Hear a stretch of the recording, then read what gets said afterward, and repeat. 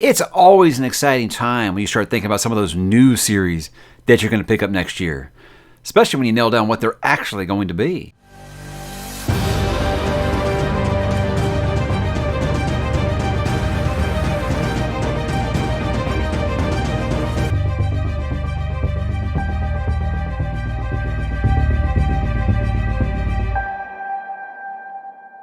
Hey, what's up, bookworms? Mike back to talk a little bit of 2024 today, as this will be the first of my looking ahead to 2024 vids, guys. Today, we're going to be looking at some of those series that I plan to pick up in 2024. What I call this is in permanent ink. And the reason I do that is because, guys, no matter what happens when I pick up new series this year, because you always have those fly-by-night ones that can kind of come out of nowhere, but these are the ones that are going to take priority on that. So I did kind of drop the ball a little bit last year. There are a couple of series I did not get to just because I kind of ran out of time because I was making sure I finished *ŌĆØ*ŌĆØ make sure I finished The Expanse, but a couple of those have rolled over onto this one. So this will be a little shorter this year than it was last year, and that is why I just want to make sure that I'm getting all these new series actually onto my plans for next year. But let's go ahead and kick it off, guys. These aren't in any order or anything. These are just 10 new series that I plan to start in 2024. First one, this one's been kind of on my radar for a bit.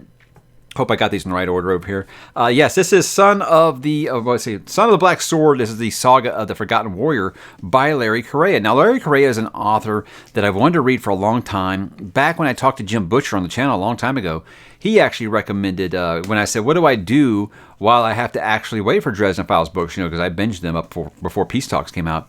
And he really highly recommended Monster Hunter. So that's when Larry Correia first got on my list. But so many people I know have really started this series and just carried on about how spectacular it is. So I really don't know a ton about some of these things, guys, because I don't want to let myself get too spoiled by what they are. But quick synopses on some of these. Ancient war between gods and demons eradicated the land.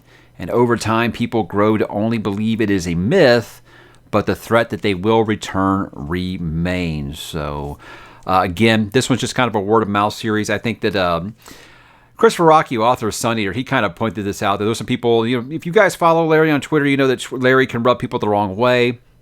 So he's made some enemies in the industry. And I think the story that he told me was that an author told him that they picked up this series just to kind of dunk on it because they didn't really like Larry Correia personally, but then they couldn't because they just thought it was so damn good. So I think that's a ringing endorsement right there. So Larry Correia, very excited to finally check out that author, and I'll be starting with that because book 4 of that series just came out. I think it's going to be 5 books. I don't know when book number 5 is coming out, but I will go ahead and start the series because Larry Correia does seem to be an author that writes very, very quickly. I think I get a new Monster Hunter book from Baen Books every single month, it feels like, so the guy does really work for his money. If you guys remember, months ago, I did a video asking, hey, after I finish *Realm of the Eldlings, what are some fantasy series I can pick up? I left it kind of up to a reader, not really a vote, but just kind of comments, whatever one that got the most comments. And one of those series, I think it finished a little lower, but it was one that I said I wanted to read anyway. Well, that is War for the Rose Throne by Peter McLean. No matter how I say it, someone's going to tell me I'm saying it wrong. When I talked to John Gwynn, he recommended this series to me a lot, and he said Macklin. So I've always just kind of said Macklin, but I've heard people say it's kind of like how you would say John McClane from Die Hard. So that's kind of what I've been rolling with for a while. But this one, it sounds a little different than most fantasy. It's supposed to be really, really brutal, street-level, grimdark. And I've heard people that kind of nope out on the series early because it is so gritty and grimdark. And I'm like, well, hey, feed me more. I'm all about this. But this one, former gangster returns from war to see that the entire crime empire that he built has fallen back at home, leading him to a different war to reclaim what was once his. I know a lot of people bring up Peaky Blinders when they talk about this in a fantasy setting, and I'm like, I haven't watched Peaky Blinders, and that really always brings up a whole nother argument, but I will be watching, we'll be reading that, and maybe someday I'll be reading Peaky Blinders. Who knows? I love Cillian Murphy, so I don't know why I haven't actually done it yet. Probably one of my most requested series for me to talk about or start, or all the above, and it's kind of evolved from people being mad that I won't start to now being mad that I'm going to start in the wrong place. But I'm talking, guys, about Discworld by Sir Terry Pratchett. Look, I've read Good Omens with him and Neil Gaiman. Outside of that, I've never actually read any Terry Pratchett. With Discworld, I don't really know if you can really say what this series is about. I mean, everyone tells me the books are all kind of standalone-ish, but they all take place in this mythical disc world, flat world, on the back of a giant turtle carried by 4 elephants. That's literally all I know about it. I've seen the very famous art of it and stuff when everybody kind of jokes about flat Earth. That's kind of the photo that they always really use. But I was going to start with The Color of Magic, which is the first book in the series. And no, that's when I'll get the big war. No, you should start with Mort. No, you should start with Guards. Guys, I'm going to read this, and I'm not going to base the whole series on how I feel about it on this book. These are short enough that I feel like I can start here. Then I can kind of start to look at some of the reading orders and things like that. A wonderful, wonderful viewer and patron did send me 5 books that he thinks that I should start with. So that probably will be the direction that I do go with it. But I just know that this has been one of the most requested series for me to start. Always comes back when I talk about my love for Hitchhiker's Guide to the Galaxy by Douglas Adams. A lot of people always say, well, if you like that kind of humor, I think you're going to love Discworld. And we will find out, guys, because I would love a nice, lighthearted fantasy read. That sounds like a great time to me. How about something a little heavier, though? When you talk about the heavy ones, I have had this book recommended to me since I started this channel, and I have no idea why I haven't done it, because a lot of people will say it is the best grimdark book that they have ever read, and this is Beyond Redemption by Michael R. Fletcher, book number 1 in the Manifest Illusions, which apparently I think is either finished or it is finishing soon. So perfect time for me to start this series, I think. This one, again, it's just word of mouth on this. I think Mark Lawrence was the first one who really put this in everybody's eyes. He has like a grimdark rating chart, and this was considered the most grimdark book ever. I kind of actually discovered this one way back, like right before I started the channel. I just looked up, hey, books similar to The First Law by Joe Abercrombie, and this one routinely came up. So I think back then it was still very much like it might have been a self-published release at the time. I'm not sure on that. This says Harper Voyager, so I'm guessing it's either been picked up or I'm completely off on that one. But it did seem like it was almost like an indie darling at the time. But word of mouth on this one has been great. With this, apparently belief spawns reality, and the mentally insane gain godlike powers, whatever that means. So I think basically, hey, some crazy people can dream something and it becomes reality. So kind of like a reverse Nightmare on Elm Street. Hey, that sounds cool. Don't know if that's what it's about at all, guys. Again, very loose synopses on some of these, so I don't spoil you or me. But again, this is one of my highest recommendations from viewers all the time. I think I've had 3 different people send me this book. They want me to read it so bad. Well, 2024, guys, is a year it is finally going to happen. How about talking about some self-published stuff? I did do a video not that long ago about some self-pub that I want to read within the next year. Well, guys, I already kind of started on that. Read a couple of self-pub authors, and I think one of the series that I want to start is Paternus by Dirk Ashton. Kind of sold this to me as Percy Jackson for adults. And I always said, I hate that people sold me as Dresden Files as Harry Potter for adults. But this one actually sounds like it might be a little bit apt. With this, gods and villains are real, lore is real, and all those gods and villains are having a nice little civil war, and humanity is the collateral damage. So Dirk is a perfect gentleman. We've talked on Twitter numerous times. He sent me book number 3 after he saw I got number 1 and 2, and I was looking for the matching cover. He did go ahead and send that to me because, like I said, gentleman and a scholar. So very excited to dip into this. Have heard really great things, and I'm excited to kind of dive into it because I love a good thing when you're playing around with not only our gods and monsters very real, but hey, we're going to see someone fight each other. That sounds great. I mean, I love, like, what I always say about monster movies, like Godzilla versus King Kong. Is the plot great? No, but I just want to see the monsters punch each other in the face. So if you can do that and give me a good plot, hey, bring it on. So excited to see what Mr. Ashton can bring to the table in that regard. Here's one of the ones I had to punt on this year just because I ran out of time. And I feel really bad about it because I have been kicking this one down the road, I think, the last 3 years. I've been doing this, and one of my patrons, Jane, a while back said she was going to read this one with me. I'll put it on the schedule, and things just come up, and I just like it's just they're long books. Those are the ones I've got to kind of skip out on. I'm talking about the Song of the Shattered Sands by Bradley P. Boyer, or however you say it. Again, I always just say Bradley P. because again, I know I'm butchering these people's names, but Bradley did send me the first 4 books a while back, and I feel like it's been really rude of me of taking this long. So it's a complete accident, never meant to. Some of the most awesome covers out there. His covers are absolutely stunning. The series is complete, and everybody tells me it is kind of the hidden gem of fantasy. I know Stephen Arian, he's a big champion of the series and this author. I know he's working on new series now this one is done. But this one, guys, Rebellion story, Rebellion against Tyrant Kings. And it begins kind of with a gladiator story. And guys, I love a gladiator story. That's a trope in fantasy or historical fiction that I will never ever get bored of. I love a good gladiator tale if you do it right. That's how this starts, I think. Obviously, I think the series is going to go much different places over time, but as far as 12 Kings in Shakespeare, it's actually the title just says 12 Kings now, I think, because no one knew how to pronounce that word he had there. But it's actually, the original title was 12 Kings of something, but I know there's like these 12 tyrant kings, and that's what the rebellion is about. So hey, I'd love to have some of you guys help join me on some of these if you guys are wanting to do that and look up some more information about them. Another one that got pushed from last year, this is The Lotlands by Jonathan French. I have the first 2 books physical, and I have the last one on digital. Another patron, Terry, he actually sent that one to me in hopes that we could read it together. But this one is a series I got recommended to Mark by Mark over on Slowly Read. Back when Mark made videos, miss you, brother. Come on back. We need you. We need you. Empire of the Vampire. You got me to read that. Empire of the Damned's coming out. Be a great time for you to come back. We could talk about this. Anyway, Mark's an awesome human, and anything he recommends to me, I'm going to give a try.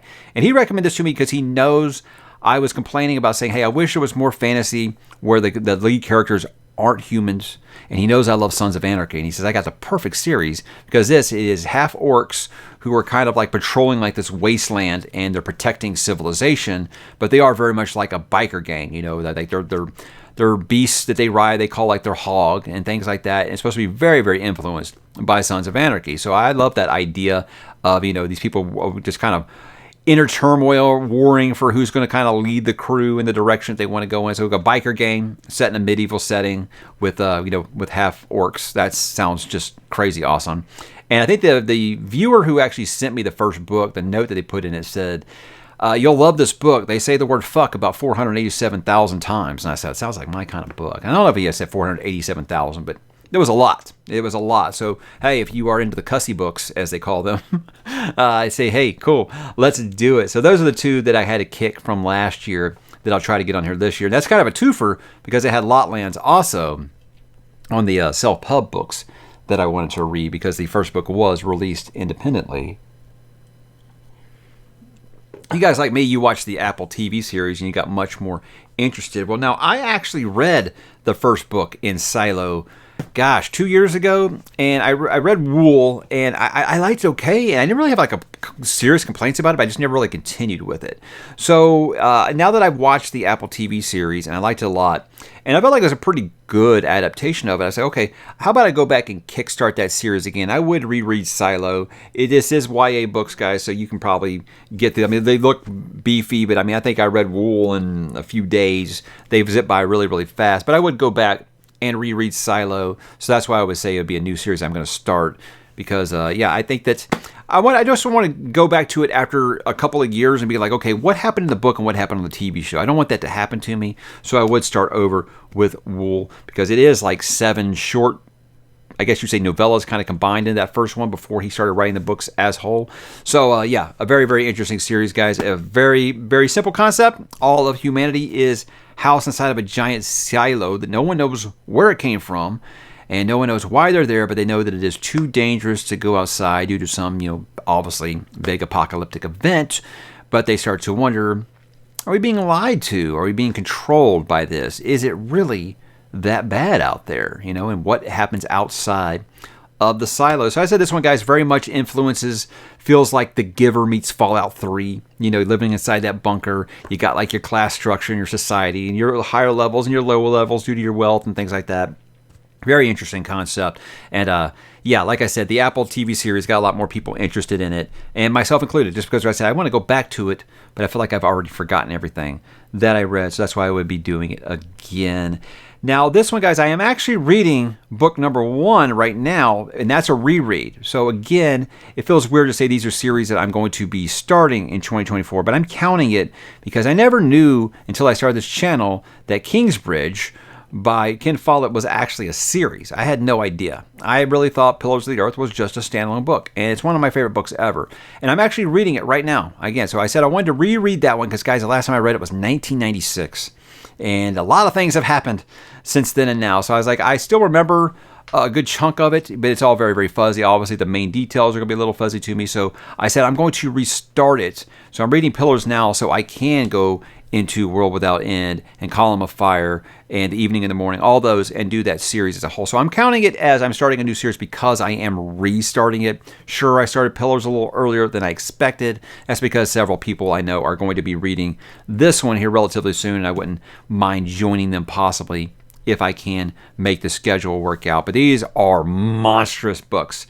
But you'll be surprised how fast you can rip through them. But seriously, this series it's historical fiction. I know a lot of people, they recoil when they hear that. I'm usually one of those that is the same way. I'm not really crazy about historical fiction, except this book, because I think that Pillars of the Earth was just such a fascinating book to where I'm like, look, I don't see how any fantasy fan wouldn't enjoy this. It's just based off of characters and events that actually happened in world history, So it's really, really cool, guys. It's a historical fiction series based on real characters and events beginning in 12th century England, the surrounding territories of France and Wales and Germany. And every book in this series jumps forward a couple hundred years.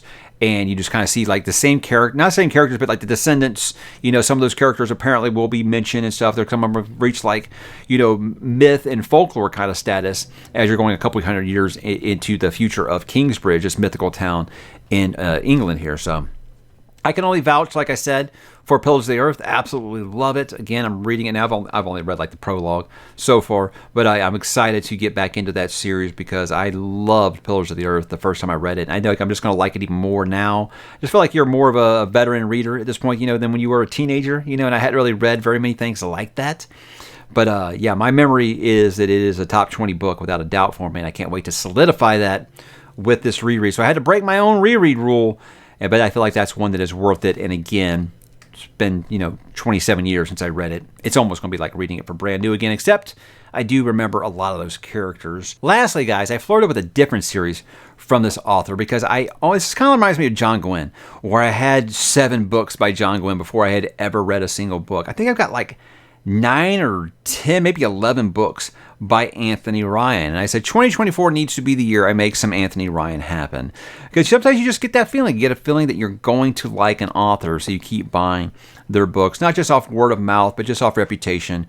And obviously, if they're a really nice person, they mingle with the commoners on social media and stuff, that always will encourage me to try an author. And Anthony Ryan seems to be one of those. Now, look, I flirted with Covenant and Steel, because I was talking to Patrick recently, and Patrick was saying he thought that Covenant and Steel would be one that he thought that really would click for me after I wasn't really wild about some of the Mark Lawrence stuff that I read. He said he thought that Anthony Ryan would be a little bit more what I was looking for. But, guys, I've got to go with Raven's Song, because I've had Bloodsong forever, and a lot of people say that Bloodsong is one of the greatest single fantasy books ever written. And I mean, that comes from people I trust quite a bit on that. Apparently, this is very much a coming-of-age tale, slow burn fantasy. Abandoned child is trained in the ways of the warrior. He's a little bitter because he was robbed of his birthright, but once he learns why, well, deeper and deeper the rabbit hole gets. Now, what's kind of scared me off of Raven's Shadow is it's almost unanimous that book number 3 was like a humongous letdown.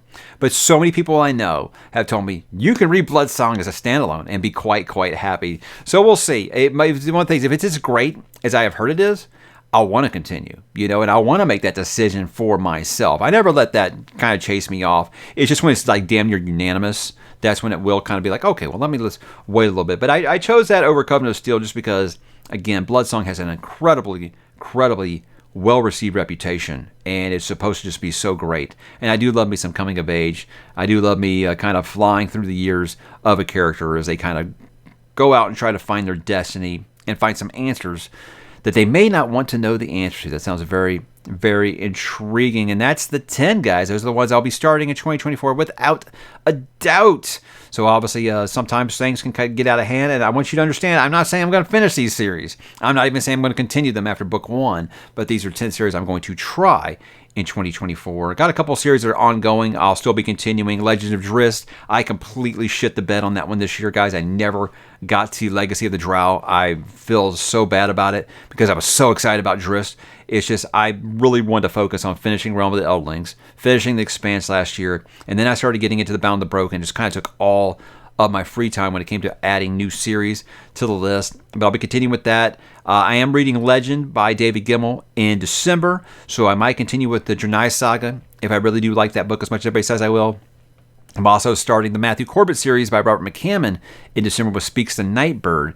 So if that book clicks with me, you know, maybe a little more than his books not named Swan Song and Boy's Life did, then I might be continuing with the Matthew Corbett series in 2024. But I think that's quite enough to put on my plate for 2024. It's going to be a great year, guys. I'm going to start the new series. You know, I've got some of these longer ones off of my TBR now, and that's very, very exciting. It's bittersweet, you know, when you got to say goodbye to some characters in a really long series, but it's always exciting when you can wipe the slate clean, right, and try some new series. I think that's just such an exciting feeling that you're going to be checking out some new worlds other than these. So guys, are you going to check out any of these series? I mean, I'd love to have you along if you want to read any of them with me. So again, always guys, watch the weekly updates. That's when I let you guys know, or watch the TBR schedules, let you guys know when I'm going to be reading these, if you want to join me for any of them. Have you read them? What'd you think? Drop in the comments, guys. Let me know. Unfortunately, like I said with this, I want to keep this list short. So if you're just planning to go down there and tell me some other series I got to read, well, they might have to go on for 2025, and we do have to look that far ahead sometimes, guys, because I am just one person, and I do want to make sure that I get a lot of these series off the list I've been kicking down the road for a long time. So drop in the comments, guys, and I will talk to you there.